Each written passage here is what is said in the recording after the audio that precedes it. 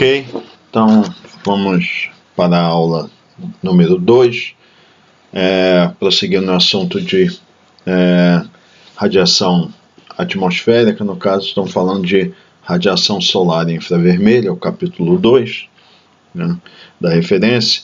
Então nós vamos começar aqui com o conceito de fluxo, né? Então, densidade de fluxo, né, que é esse F, né, essa letra F aqui, também chamada de fluxo, né, que vai ser utilizado no termo usado no livro, né, é a transferência de uma quantidade por unidade de área por unidade de tempo, né. Essa área que a gente está fazendo referência para o cálculo do fluxo, ou definição do fluxo, é uma área perpendicular à direção de movimento do fluxo, né. Então, tem uma figura a seguir que mostra aqui, por exemplo, um volume de controle, essa área, né? Então, essa área de referência, uma certa propriedade, ela está sendo transferida ao longo dessa direção aqui, que é perpendicular. Então, em função dessa direção perpendicular, a área que a gente expressa o fluxo. Então, alguns exemplos de fluxo em unidades métricas, né, que é o sistema internacional. Então, por exemplo, fluxo de massa. Então, a nossa quantidade é massa, então é expressa em quilograma por área, por metro quadrado, e por tempo, que é por segundo. Outra, fluxo de calor. Calor é uma forma de energia, então a nossa propriedade ou quantidade é joule, expressa em joule, por metro quadrado por segundo, né? Então, se nós usarmos a definição de Watt, que é 1 joule por segundo, né, a definição de potência, então o fluxo de calor eu posso expressar como Watt por metro quadrado, que é normalmente a forma com que a gente encontra a apresentação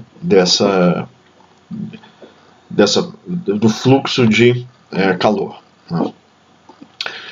Então, o fluxo é uma medida da quantidade de entrada ou saída, inflow ou outflow, quer dizer, entrada ou saída, por exemplo, de um lado de um volume de controle fixo no espaço, né? Então, ele pode ser utilizado, como está nessa figura aqui, no referencial euleriano, que é aquele que é fixo no espaço, né? Bom, o fluxo ele diz que é associado a uma direção.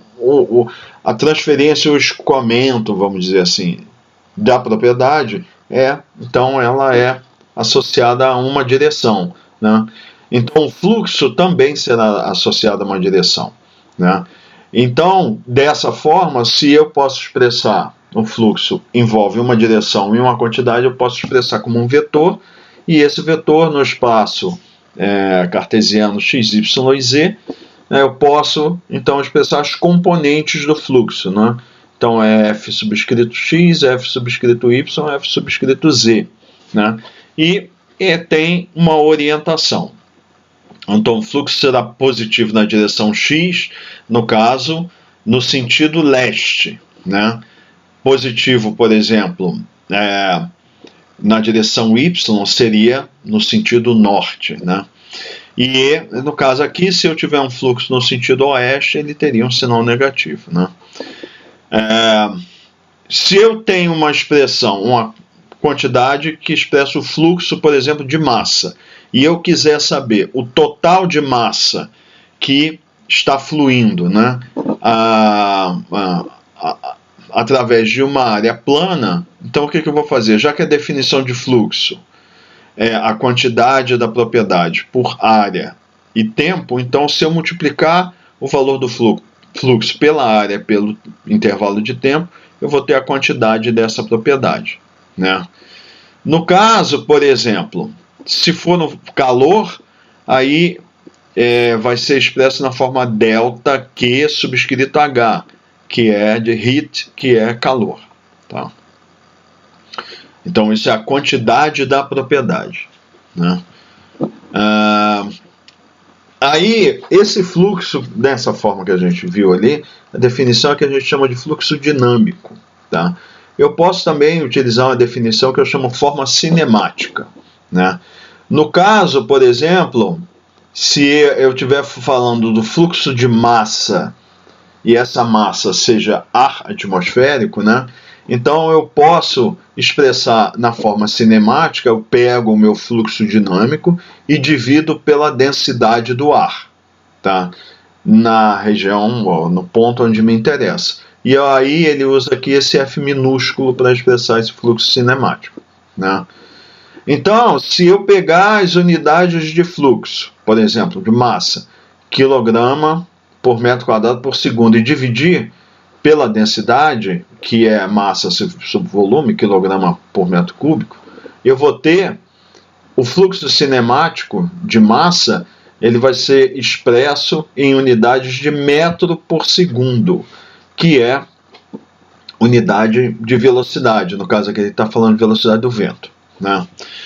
E como isso daqui é um escalar, eu estou pegando, né, um vetor, estou dividindo por um escalar, então o que vai acontecer? Eu também vou ter o meu fluxo cinemático com 3 direções cartesianas, x, y e z. Né? Então isso se referiu a fluxo de massa. Eu também posso ter, no caso, fluxo de calor. Então eu vou pegar o fluxo de calor e vou expressar na forma cinemática. Neste caso, para a gente obter a forma cinemática, nós vamos dividir pela densidade do ar e também pelo calor específico à pressão constante. Tá? Então essa é a definição que a gente vai utilizar para obter o fluxo cinemático de calor. Então, as unidades que a gente vai ter do fluxo cinemático de calor vai ser Kelvin, que multiplica metro por segundo, tá? Então ele coloca aqui o F, é um F agora que não tem essa expressão aqui,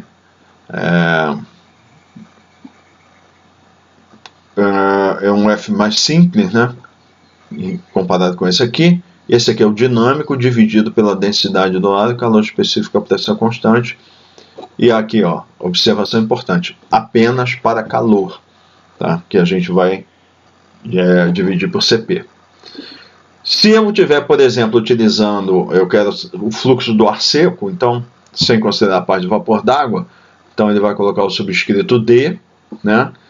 E de dry. E no nível do mar, eu vou pegar, né, que o produto do calor específico, a pressão constante do ar seco e da densidade do ar nas condições do nível do mar, que é 1013,25 hectopascal e temperatura de 288 Kelvin, eu vou ter esse produto Rho do ar CP, 1231 watt por metro quadrado, Kelvin por Kelvin que multiplica metro por segundo, e eu vou ter, ou posso colocar nessas unidades aqui também, tá? Ou milibar por Kelvin ou quilopascal por Kelvin, né? Então, assim, mas por que expressar os fluxos em forma cinemática, né? É que ele cita aqui, a gente vai obter a expressão do fluxo em unidades que são facilmente mensuráveis. Por exemplo, ele diz aqui, ele está citando, por exemplo, é difícil a gente medir potência nessa forma de watt, né? Então, que é a forma do fluxo de calor dinâmico, né? Agora, eu posso, por exemplo, tendo um termômetro, que é um equipamento relativamente simples e barato, e um anemômetro para medir a velocidade do vento, se eu medir a temperatura e a velocidade do vento e multiplicar, eu vou ter o quê? A temperatura, Kelvin, multiplicado pela velocidade do vento, metro por segundo, eu tenho, então, uma medição do fluxo de calor cinemático.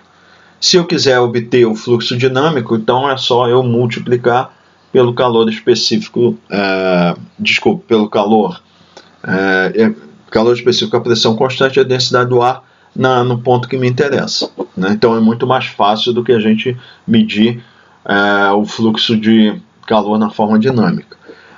Seria a mesma coisa então, o fluxo de massa é mais fácil porque ele vai corresponder o quê? À velocidade do vento, né? Então, no caso, se eu multiplicar pela densidade do ar, eu teria o fluxo na forma dinâmica, que é quilogramas de ar por área por tempo. Então, essa que é a vantagem do uso da forma cinemática do fluxo, né? Então, fluxos de calor, a seguir ele vai falar, tem uma variedade de processos. O que é o fluxo, então? É o movimento da propriedade, é o transporte ou transferência, o movimento da propriedade, a gente pode falar de maneira geral, né? Então, a gente pode ter, em termos de energia, né? Já está falando de fluxo de calor, essa energia pode ter um fluxo associado à radiação, é o fluxo radiativo, né? Que é energia radiante, que a gente pode expressar ou como ondas eletromagnéticas ou fótons, por unidade de área, por unidade de tempo, né? Ele cita aqui que esse fluxo pode se deslocar, né, no vácuo, que é o que ocorre com a radiação solar. Ela chega, a energia, né, radiante do Sol chega à Terra e essa energia é transferida ou transportada ou movimentada ao longo do vácuo do espaço, né? O fluxo advectivo, por exemplo, é uma outra forma de fluxo, é causado pelo movimento do fluido, tá? No caso, como esse livro trata de atmosfera, ele muitas vezes vai falar movimento do ar, que ele chama de vento, né? Então, lembrando, né, que já foi visto em outras disciplinas, a advecção é o transporte de uma propriedade pelo escoamento médio, né? Então, no caso aqui, ele diz, por exemplo, eu posso ter uma massa de ar, uma região mais fria aqui, uma massa de ar fria, outra região mais quente, e esse ar frio, ele se movimenta para a região mais quente, ou ao contrário, o ar mais quente se movimenta para a mais fria, e aí eu tenho transporte de energia associado a esse movimento do ar, né? Então isso é um fluxo, na verdade, fluxo de calor, né? Em uma outra forma, né, por exemplo, é o fluxo turbulento, que a gente vai ver posteriormente, né, que é causado por movimentos, que ele usa esse termo eddy, aqui, eddy. Isso na realidade uma forma é vórtice ou turbilhão ou redemoinho, que é a maneira que a gente usa para tentar materializar ou representar o que é a parte turbulenta do escoamento. A gente usa isso para tentar, de alguma forma física, material, expressar esse movimento do ar, então associa isso a esses vórtices ou turbilhões, né? E uma outra forma, existem os fluxos condutivos, né, que ele cita aqui, que são fluxos de propriedade, fluxos de calor, de moléculas que ficam em choque umas com as outras. Então, é o exemplo que eu já dei da condução. Você pega uma frigideira, coloca ela em cima do fogão, do queimador do fogão, e a frigideira de ferro, e você segura no cabo, né, dessa frigideira, e o que vai acontecer? O calor vai fluir do queimador para a frigideira, que vai aquecer, as moléculas vão se movimentar e elas vão se chocando umas com as outras e vão transportando essa energia, né, molécula a molécula, até que vai esquentar o cabo da frigideira. Então isso aí é uma forma de expressar, de representar o fluxo de calor, né? Bom, prosseguindo então, vamos agora fazer uma recordação de alguns princípios da radiação, que nós já vimos na disciplina anterior, né? Então, vamos falar um pouco de propagação, né? Então, a radiação, ela muitas vezes é modelada, né, como ondas eletromagnéticas, né? Mas ela também pode ser modelada por meio de fótons, né? Então a radiação se propaga através do vácuo a uma velocidade constante, que é o C0, né? 299.792,458 metros por segundo. E aqui diz, para finalidades práticas, ela é aproximada como 3 vezes 10 a 8 metros por segundo, que é chamada velocidade da luz, né? O efeito de interação da radiação eletromagnética com o ar faz com que haja uma redução ligeira na velocidade de propagação de ondas eletromagnéticas no ar. Então, é aproximadamente esse valor, C, né, que ele chama de velocidade da luz, é 299.710.000, né?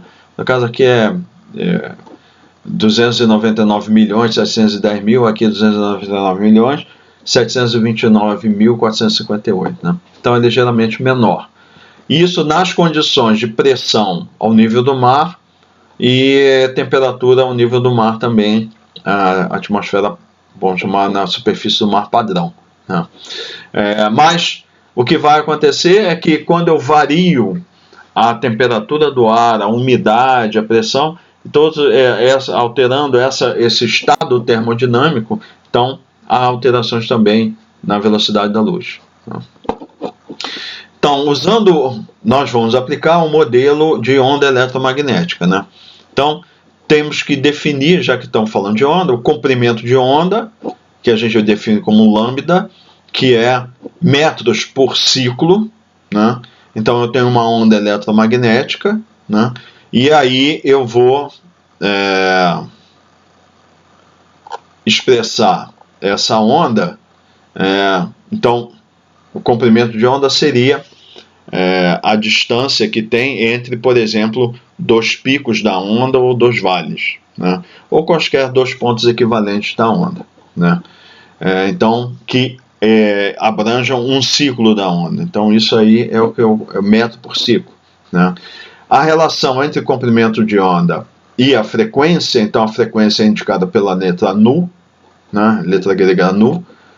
Quando eu estiver expressando a frequência, que essa chamada frequência linear, é ciclos por segundo, ou hertz, né? Então a relação é lambda, que multiplica nu, é igual a C0, né? Que no caso a gente está utilizando aqui, se for considerar o vácuo, né, 3 vezes 10 a 8 metros por segundo, né? As unidades de comprimento de onda, muitas vezes é abreviado simplesmente para metro, não em metro por ciclo, né? E, em geral, a gente, ao invés de usar metro, usa micrômetro, né? Porque os valores são tão pequenos que é mais fácil a gente lidar com números na forma de micrômetro, né? O número de onda é o número de ondas por metro, né? Então, e a gente aqui nessa referência vai usar o sigma, né?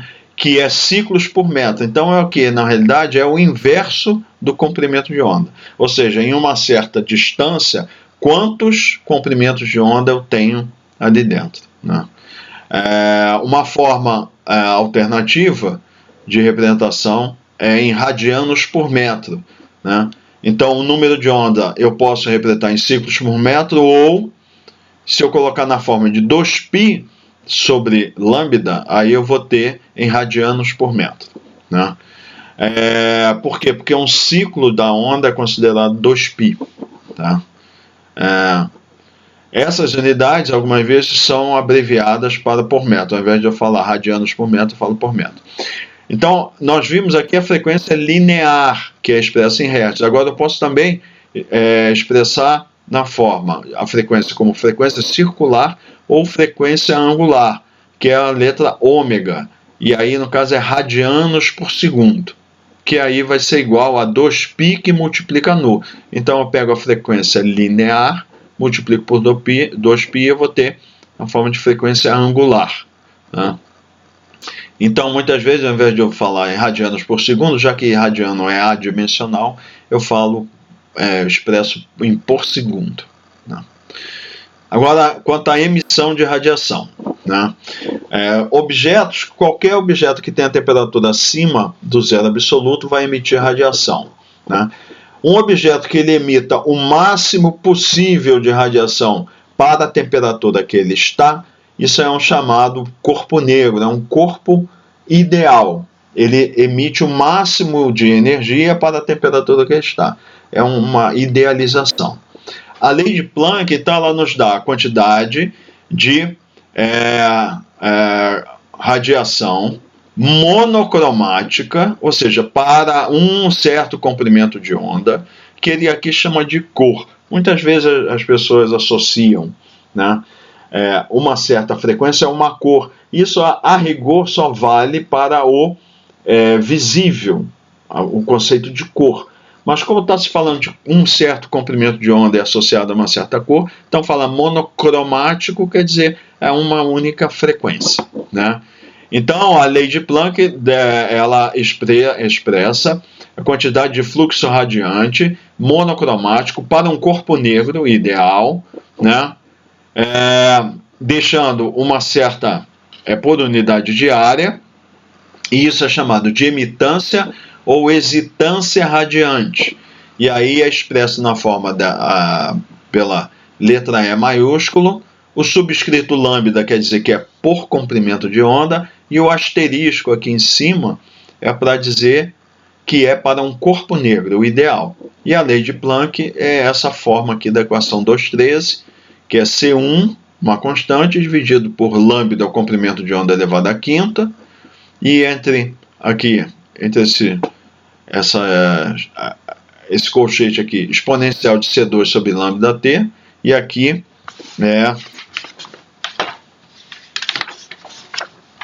vai aparecer também menos 1. Então aqui tem um sinal menos, na nota está correto, menos 1. Né? Então, T é a temperatura absoluta, ou seja, tem que utilizar a temperatura aqui em grau Kelvin, né?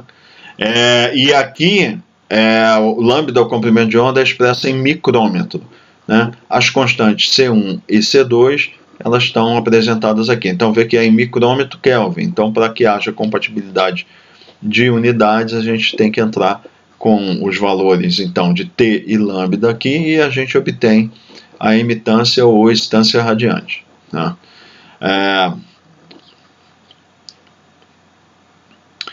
Então ele cita aqui que essa expressão ela inclui todas as direções que tem a radiação sendo emitida de uma área. Ou seja, eu posso ter um disco, por exemplo, e ele vai emitir radiação, eu estou com ele na horizontal, ele é um disco plano e ele vai emitir em todas as direções. Essa expressão já considera todas as direções, tá? Então, eu vou ter o resultado é lambda asterisco, vai ser em unidades de watt por metro quadrado. Então, isso aqui é o que? É fluxo, né, por micrômetro, né? Então, para cada comprimento de onda específico que eu estou utilizando. Então, é fluxo por unidade de comprimento de onda, né? Isso daqui a gente chama de emitância ou excitância radiante, a radiação que está saindo do corpo, né? Agora, quando eu estiver falando de radiação que se aproxima de um corpo, ao invés de estar saindo do corpo, por exemplo, a Terra que está recebendo radiação solar, então esse fluxo de radiação a gente chama de irradiância, só para diferenciar. Emitância é quando a radiação está saindo do corpo, e irradiância é quando está se aproximando do corpo, né? Então, o que acontece? O corpo negro é um corpo ideal, tá? Agora, quando eu estiver tratando de um corpo que ele seja um corpo real, né, ele não irá emitir radiação como um corpo ideal, corpo negro, né? Então, para levar isso em consideração, então, na realidade, ele vai emitir menos radiação do que o corpo negro teórico, né? Então, eu faço esse ajuste utilizando esse conceito aqui, que é a emissividade, que é uma medida da eficiência da emissão. Então, a emissividade, e ela depende também do comprimento de onda, né? Ela é um valor entre 0 e 1. O 1 é o corpo negro, idealizado, e 0 seria um corpo que não emitiria nenhuma radiação, se ele tivesse a temperatura, por exemplo, zero absoluto, né?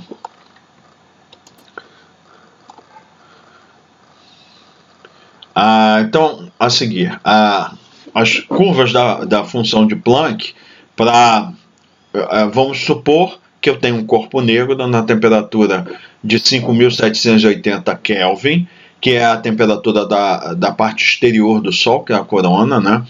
Então, se eu pegar a lei de Planck, né, que está aqui nessa figura 2.8, na temperatura de 5.780 Kelvin, que é a temperatura externa do Sol, para vários comprimentos de onda, eu teria esses valores aqui de lambda asterisco, né, da imitância monocromática. Para cada comprimento de onda, eu teria essa curva aqui. Tá? Então ele cita aqui as emissões, o pico das emissões aqui está entre 0,38 e 0,74 micrômetros, que é o chamado a faixa do espectro eletromagnético, que a gente chama de visível, né? Então tem essa tabelinha aqui, que ela mostra, a tabela 2.3, os comprimentos de onda, né, das cores da parte então do espectro do visível, né? Então, por exemplo, o vermelho vai do 0,625 micrômetro a 0,740. E aqui, em negrito, ele está aparecendo que seria o centro, né? Então vem o vermelho, laranja, amarelo, verde, ciano, azul, índigo e violeta, né? Então, o que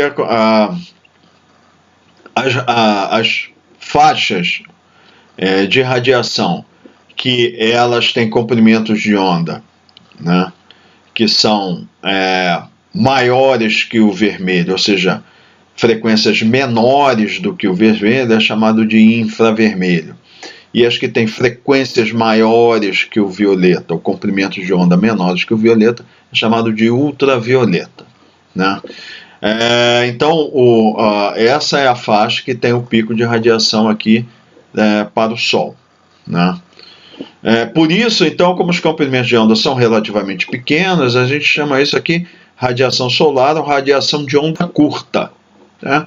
Na faixa aqui de meio, 0,5, entre 0,6 e 0,4 micrômetros, né?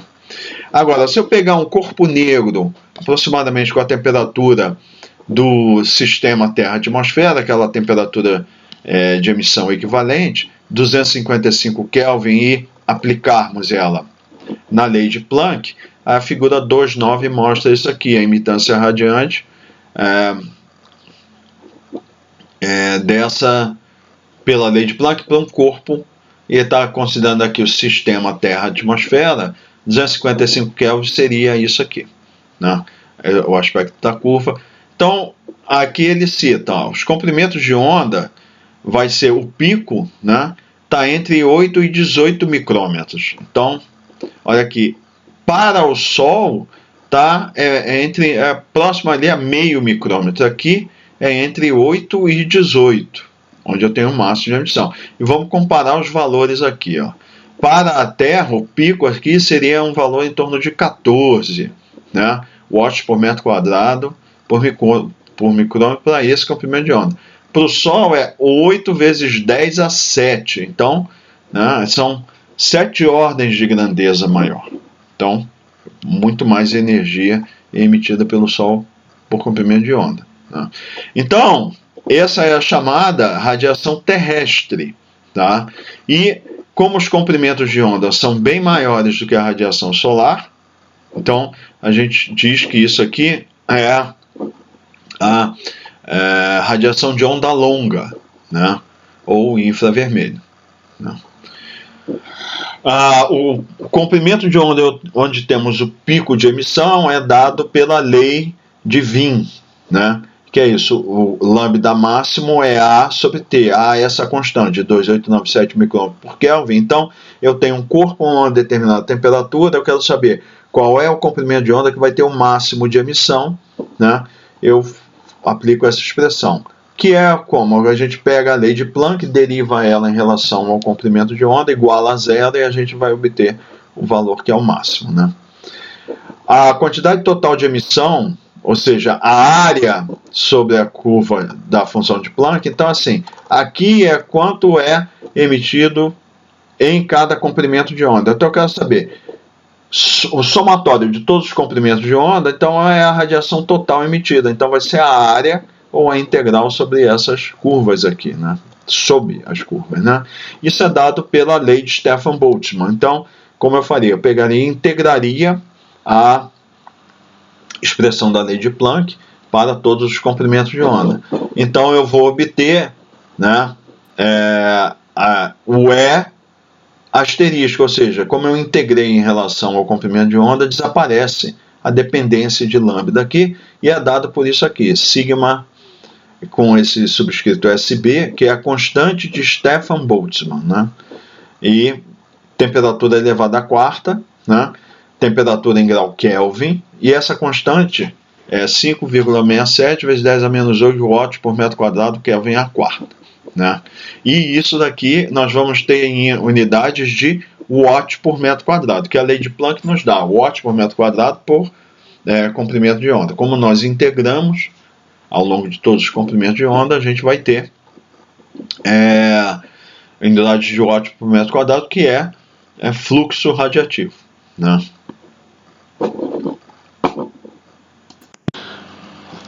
Bom, agora nós vamos falar sobre distribuição, né? Então, a radiação é emitida, vamos considerar a radiação emitida a partir de uma fonte que ela seja esférica, tá? Então, a radiação ela vai ser emitida a partir dessa fonte que é esférica em todas as direções, tá? Então, aqui ele está considerando o seguinte: a radiação que é emitida, né, é um asterisco. A energia aqui, em termos de fluxo, tá? É um asterisco. Vamos considerar que o raio dessa fonte seja R1, tá? Então, o que essa lei aqui é a lei do inverso do quadrado, né? Ou a lei da dispersão esférica, ela diz o seguinte, que essa energia, à medida que ela está sendo propagada a partir da fonte, o fluxo de energia vai diminuindo dessa forma aqui, na forma do inverso do quadrado. Porque à medida que a distância aumenta, a energia que vai chegar, por exemplo, na distância R2, tá? Ela vai ser, como R2 é maior que R1, né? Isso daqui vai ser um valor menor do que 1 e é ao quadrado. Então, conhecendo o raio da fonte, né? E o fluxo de energia emitido, sabendo numa distância R2, eu posso obter o fluxo de energia, né?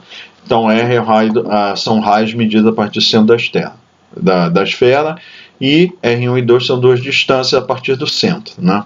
Então, ele explica que o que está por trás disso é por quê, né? Então, assim, a radiação, a partir de uma esfera pequena, ela vai se espalhar radialmente a partir do centro da esfera, né? Então, eu teria várias, ele fala, esferas conceituais, que vão se colocando a partir do mesmo centro, outras esferas, né? Então, ele considera aqui, se nenhuma energia for perdida durante a propagação, então a energia total passando pela superfície de cada uma dessas esferas tem que ser conservada. Então, tem a esfera pequenininha aqui que está emitindo energia, e eu tenho uma outra esfera maior. Já que a energia vai ser conservada, eu estou supondo que não tem nenhuma perda, nem fonte, a mesma quantidade de energia que é emitida, ela vai ser distribuída por uma área maior, né? Então, o que acontece? O fluxo diminui, porque é a mesma quantidade de energia, na mesma unidade de tempo, só que a área era menor aqui, vai ser maior aqui. Então, por isso que tem essa redução na forma dessa expressão aqui. Então, em razão da área da esfera aumentar com o quadrado do raio, então isso implica que a densidade de fluxo de energia, ou fluxo de energia, deve diminuir na mesma taxa, ou seja, inversamente ao quadrado do raio, né? Então, o que acontece? Isso é para a gente poder estimar. O Sol, a gente vai considerar que é uma esfera e está emitindo radiação, aquele valor que a gente viu lá na ordem de 10 a 7. Né? Quando a gente integra, a gente vai ter valor na ordem de 10 a 7. E essa energia, o que vai acontecer? O fluxo, à medida, desde a emissão do Sol até chegar na Terra, né? Então tem a distância muito grande, então vai haver uma redução no fluxo de energia, né? Então, se eu souber, né, a distância entre a Terra e o Sol, né, tem uma estimativa aqui na aplicação aqui ele dá um exemplo, né? Temperatura do Sol 5.780 Kelvin, o raio do Sol estimado 6,96 × 10 a 5 km, né? E a distância do Sol à Terra, a partir da superfície externa do Sol, seria 1,495 × 10 a 8 km. Então, eu sei que a energia que é emitida pelo Sol, né? No caso, ele está usando aqui a lei de Stefan Boltzmann, né? 6,328 × 10 a 7 watts por metro quadrado. Aplicando a lei do inverso do quadrado, eu entro aqui com o raio do Sol, essa distância da Terra ao Sol, a energia emitida pelo Sol, e eu vou ter quanto de energia é esperado chegar na Terra, o fluxo de energia, e é 1.372 watts por metro quadrado. Tá? Aí nós vamos chamar o quê? Irradiância, né? Irradiância solar, né? Por quê? Porque é a energia solar que está chegando na Terra, né? Isso aqui a gente está considerando que é no topo da atmosfera, na parte externa do sistema Terra-atmosfera, né? E formalmente chamava-se isso constante solar, né? Só que na realidade a gente sabe que o valor, essa quantidade de energia emitida pelo Sol, esse fluxo, o que chega na Terra não é constante, ele varia, tá? Então, a partir de medições de satélites, né, esse valor é estimado em 1.366 watts por metro quadrado, mais ou menos 7 watts por metro quadrado, né? E aí o subscrito 0 é para dizer que é a chamada referência constante solar, né? Em unidades cinemáticas, se eu considerasse propriedade de temperatura e pressão no nível do mar, seria 1,11 Kelvin metro por segundo, né? Aí ele cita aqui vários fatores, que calibração de satélite, movimentos que existem na órbita da Terra, existe efeitos também de manchas solares que aumenta, tem ciclos de aumentar e diminuir a radiação emitida pelo Sol. Então tudo isso contribui para essa variação de mais ou menos 7 watts por metro quadrado, né? Ele cita inclusive que só essas variações de mancha solar pode alterar a temperatura média da Terra de 0,3 a 0,4 graus Celsius, né? Em geral, a gente vai usar então o valor ou 1.366 watts por metro quadrado, e muitas vezes usa 1.367, 1.370. De forma geral, essas diferenças são pequenas, né? Então a gente vai usar um valor padrão na maioria das aplicações, 1.366 ou 1.367 watts por metro quadrado, né? Então o que acontece? Isso seria considerando a distância média, né, da Terra em relação ao Sol, mas a gente sabe que isso varia ao longo do ano, né, por causa da órbita elíptica, né? Então, se eu quiser saber o quanto é em um determinado dia do ano, se eu souber a distância entre a Terra e o Sol, né, eu posso obter o que a gente chama de forçante radiativa solar, que é a correção que a gente faz. Já que a constante solar utiliza a distância média, a gente faz uma correção para a distância real para aquele dia do ano, né? E a gente usa S, né? E aí, usando a mesma lei do inverso do quadrado, a gente teria que S é a forçante solar radiativa, ela vai ser o S0, e que multiplica R barra, que é 149,6 gigametros, que é a distância média entre a Terra e o Sol, e R é a distância real entre a Terra e o Sol, que nós vimos na aula anterior. Tem uma expressão que a gente obtém essa distância para cada dia do ano, né? Ele chama atenção aqui, o autor, né? Lembrar que a irradiância solar e a forçante radiativa solar são fluxos através de superfícies, olha, que são perpendiculares aos raios solares, né? Então eu estou medindo no topo da atmosfera em uma superfície que é perpendicular ao raio solar, né? Então ele prossegue aqui. Vamos considerar, né, a radiação que está cruzando tem uma trajetória que é perpendicular a uma certa área. O que acontece é que ela vai atingir a superfície da Terra com um ângulo que não necessariamente é perpendicular. É o exemplo que ele dá aqui. Então vamos supor, eu tenho a Terra aqui. Isso é uma aproximação que a gente faz aqui, é o seguinte: como a Terra está muito longe do Sol, então nós vamos considerar que os raios solares, os raios eletromagnéticos com a radiação solar, eles são paralelos, tá? Então eles vêm paralelos, eles não vêm, a distância é tão grande que eles não vêm abertos, eles vêm paralelos para atingir o topo da atmosfera. Então aqui, ó, vamos supor a Terra e o Sol, vamos supor que exatamente a Terra está aqui no plano da eclíptica, tá? E a radiação solar está incidindo dessa forma aqui. Vamos pegar um ponto que esteja na latitude 60 graus. O horizonte aqui, então, ele é tangente à superfície da Terra. A radiação solar, ela não estará incidindo aqui normal à superfície, mas com um ângulo de 30 graus, a elevação do Sol, tá? Então, o que acontece? A energia por unidade de área que eu estou recebendo é bem menor do que aquela caso a radiação solar tivesse incidido normal, porque a mesma quantidade de energia vai ser distribuída por uma área maior. Então eu tenho que corrigir, se eu quiser saber o fluxo de radiação na superfície, eu tenho que corrigir da inclinação do Sol, né? Então, aqui ele usa a chamada lei do seno, né? Então, o fluxo resultante de radiação, né, vai ser o fluxo ou a irradiância corrigida ao ângulo de elevação, que é o seno de π. Então, esse ângulo de elevação é o π.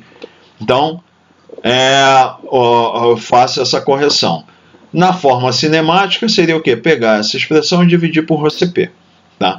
Então, a gente, sempre que está calculando a constante solar ou a forçante radiativa solar, nós estamos considerando no topo da atmosfera, ou seja, ainda não houve interação entre a radiação solar e a atmosfera, o topo da atmosfera, e a forçante e a constante solar é normal. Aí eu tenho que fazer uma correção pelo fato de não necessariamente essa radiação ela está incidindo normal a essa superfície tangente, né? Então eu corrijo pelo valor de π. Ok, agora nós vamos falar da insolação diária média, né? Então o termo insolação, ele expressa o quê? Ele quer dizer o quê? Radiação solar incidente, o que está chegando no topo da atmosfera, né? Então, essa insolação média diária, aí vai ser uma barra em cima, leva em conta tanto o ângulo de elevação solar, que é o π, que ele varia com a estação e a hora do dia, e a duração do dia. Então, o que eu quero saber é, ao longo do dia o Sol ele vai mudar o seu ângulo de elevação, e também eu vou ter, para diferentes épocas do ano, a gente sabe, o movimento da Terra no plano da eclíptica vai mudar a quantidade de energia que está sendo recebida em cada hemisfério. Isso foi visto na aula anterior. Então, se eu quiser saber qual é a quantidade de energia na média que é recebida em uma determinada posição, né? é possível a gente obter esse valor, que é a chamada insolação diária média, né?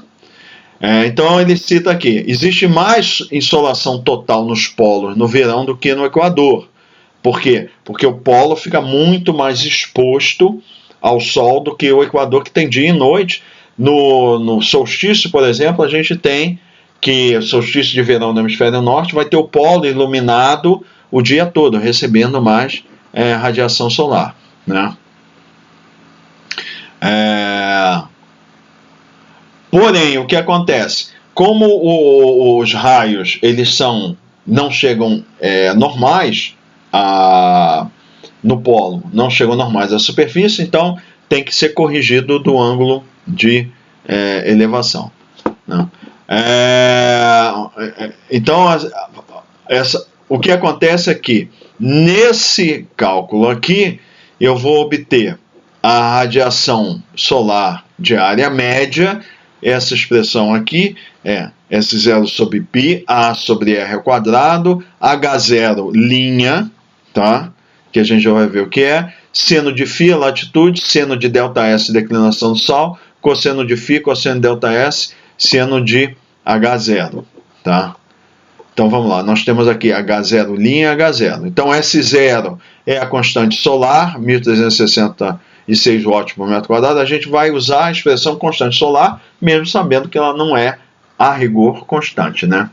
É a irradiância solar. A é a distância média, 149,457 gigametros, né? É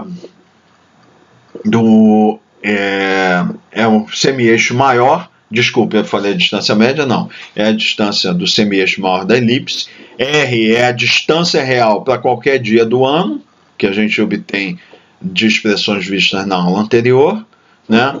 E H0' é a hora,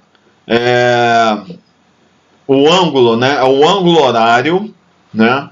Do nascer e do pôr do sol em radianos, né? Então a gente vai pegar o ângulo horário, é o ângulo que o Sol faz em relação ao meu meridiano, né? E expressado em radianos, aí a gente chama isso de H0'. E aí está considerando simetria, né? Eu tenho meridiano, eu vou supor que o Sol se nasce em relação ao meridiano, mesmo o ângulo horário que se põe, tá? O ângulo horário H0 no nascer e pôr do Sol, então assim, o H0, né? Ele é o ângulo horário expresso em graus, ou ângulo, né? Ou eu expresso em tempo também. Como é que eu obtenho o H0? Então, o H0 aqui, ó, eu vou expressar ele aqui eu poderia utilizar ou radianos ou graus na forma de ângulo, né? Não poderia usar tempo. Aqui, necessariamente, vai ter que ser em radianos. Aqui eu posso usar radianos ou graus. Aqui vai ser sempre em radianos. Então, aqui, ó, como é que eu obtenho o H0? Eu obtenho primeiro esse valor de alfa, que é tangente da latitude, tangente da declinação do Sol. Aí beta vai ser o valor mínimo dessa expressão que está dentro aqui do colchete, que é o mínimo entre 1 ou o valor máximo de 1 e alfa, tá? Obtendo esse valor de beta, eu vou ter que o H0 é o arco cujo cosseno é beta. Isso é por quê? Porque os valores, né, eles estão considerando, quando eu for obter o arco cosseno aqui, o valor do cosseno só pode variar entre 1 e menos 1, né? Então, o que acontece? Certas épocas do ano, por exemplo, em latitudes muito grandes, por exemplo, muito próximo do polo, perto do solstício, o Sol nunca vai se pôr, né? Nem nasce nem se põe. Então, para limitar para eu possa ter uma relação trigonométrica possível, eu tenho que limitar entre 1 e menos 1. Tá? Então, por isso que a gente utiliza essa expressão beta aqui. Obtém o H0, então ele vai ser obtido na forma ou radianos ou graus, né? E posteriormente ele diz, se necessário, converta o ângulo horário para a unidade de radiano, e esse vai ser o H0'. Então, para aplicar nessa expressão, H0' aqui deverá estar em radianos, tá? Porque isso aqui vai dar um número, outro número, outro número, não posso colocar grau aqui, tá? Então tem que ser em radiano. Tá? A figura 2.11, né, ele cita aqui, ela mostra a radiação solar incidente média, né, em função da latitude e dia do ano, né, a partir dessa equação 2.21. Né. Então ele diz, para qualquer hemisfério tem uma diferença maior entre o Equador e o Polo durante o inverno do que no verão. Tá? Então o que acontece? Durante o período de inverno é que eu tenho maior diferença na quantidade de radiação que chega em um polo qualquer e o Equador. O que vai acontecer? Isso nós vimos na disciplina anterior, está associado ao que é o déficit de energia que vai ter continuamente no polo e um excesso de energia próximo ao Equador, e isso vai fazer com que a diferença de temperatura acentuada, e quanto maior for a diferença de temperatura, nós vimos que vai ter maiores diferenças na espessura da atmosfera, e isso provoca os ventos, que são ventos predominantes de oeste, na circulação geral. Tá? E aí, como a diferença é maior durante o inverno do que durante o verão, esse gradiente é maior e a circulação dos predominantes de oeste é mais intensa. Né? Então essa é a figura que ele fala, a figura 2.11. Então é importante ver aqui, por exemplo, eu estou no mês de junho. Aqui é latitudes positivas, hemisfério norte, negativas, hemisfério sul. Vê que aqui é o dia juliano, né? 1º de janeiro, e 365 seria 31 de dezembro. Vê que o período, então, por exemplo, eu estou em junho, meio do ano aqui. No hemisfério sul, ó, há um período, né, em que a gente não vai ter nenhuma radiação incidindo nas mais altas latitudes próximas ao Polo Sul. Ó. Zero, não tem nenhuma energia sendo emitida, sendo recebida, incidente. E isso é o solstício, então, de verão no hemisfério norte, é quando tem o máximo de insolação diária média.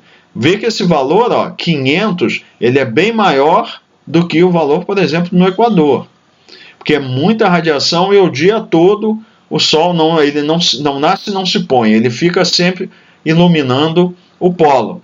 Então, mas isso daí, ele não leva em consideração a inclinação, tá? Isso daí está considerando que é a radiação solar que está incidindo sobre um plano perpendicular. Quando a gente faz a correção do ângulo de elevação do Sol, aí o valor é muito menor. Então o valor é elevado porque tem muita radiação chegando o dia todo.